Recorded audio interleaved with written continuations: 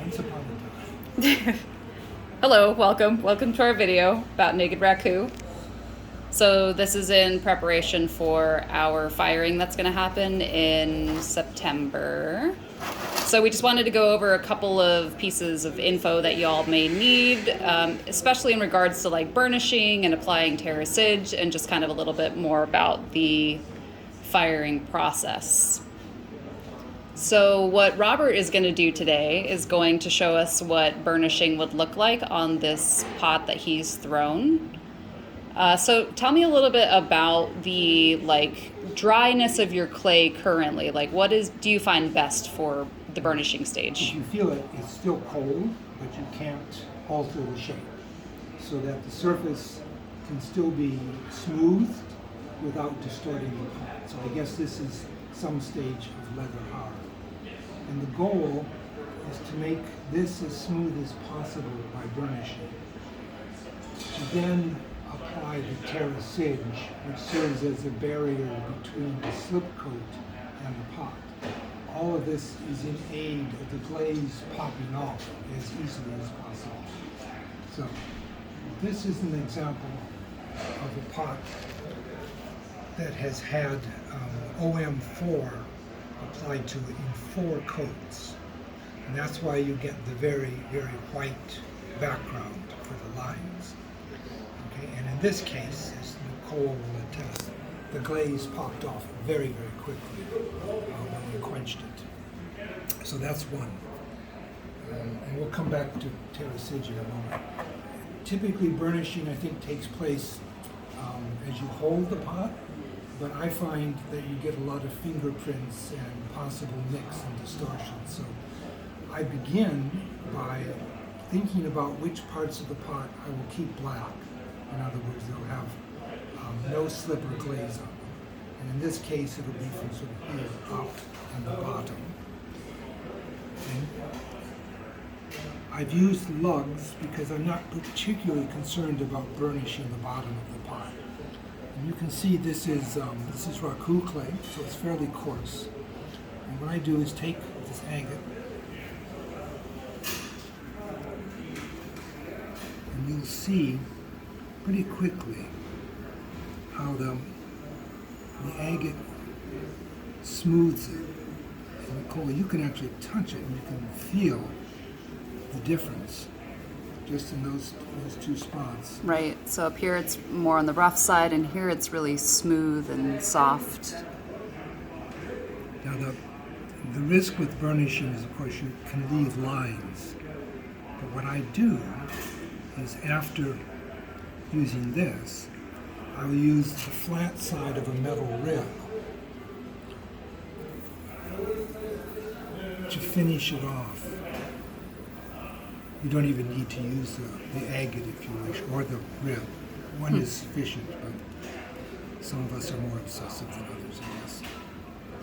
And I'm sure depending on the size of your rib will impact, or the curves of your pot will impact like the size limitations of your rib, I suppose.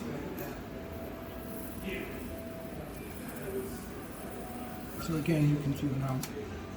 I'll go ahead and burnish some of this in here. So I'm sure people will have questions, because I have questions. Where did you get that cool, smooth agate? Where else but Amazon? Oh, Amazon. You see, I'm digging grooves in it now, so I have to get those out. I think it's about $10. Okay. It's a really lovely shape.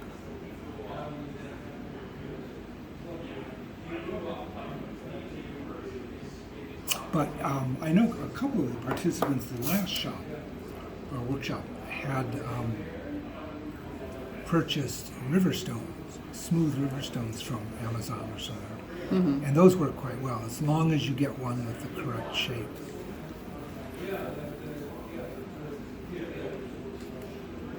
So you mentioned at the beginning that you don't burnish the parts of the pot that are going to be black? I just don't bother with it. Don't bother. Okay. You can, obviously. It doesn't hurt. Right. Maybe I'll change my mind.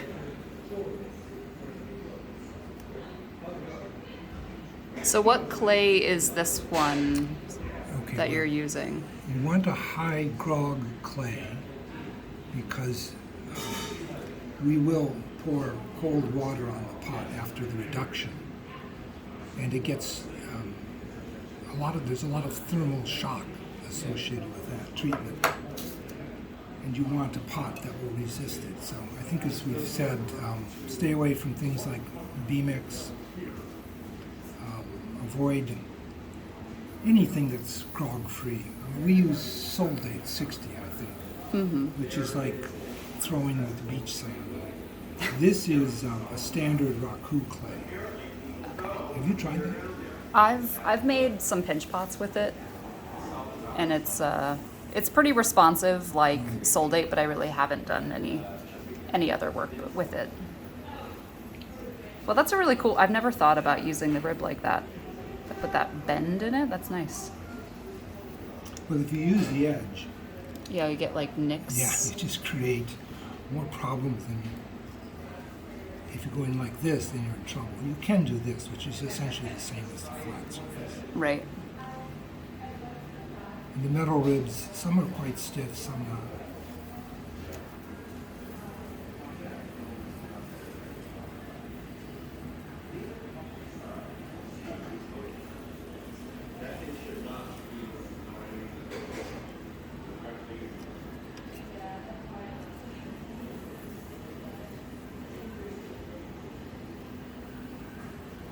So on average, about how many passes with your rib do you do on your pot to get it fully burnished? I should guess 2 or 3. 2 or 3? But then I take it off and check to see that I haven't done too much damage to it. So if you look at this now closely, you can see it's pretty smooth in contrast to this bit here. And there are some places that I've missed, like right there. So just go over that. Try not to introduce too many things. This is still a little bit wet. I just threw it yesterday. Oh, okay.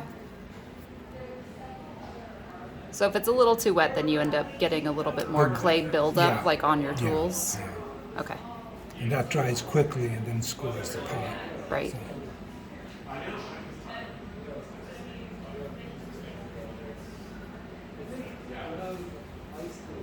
and if you have places that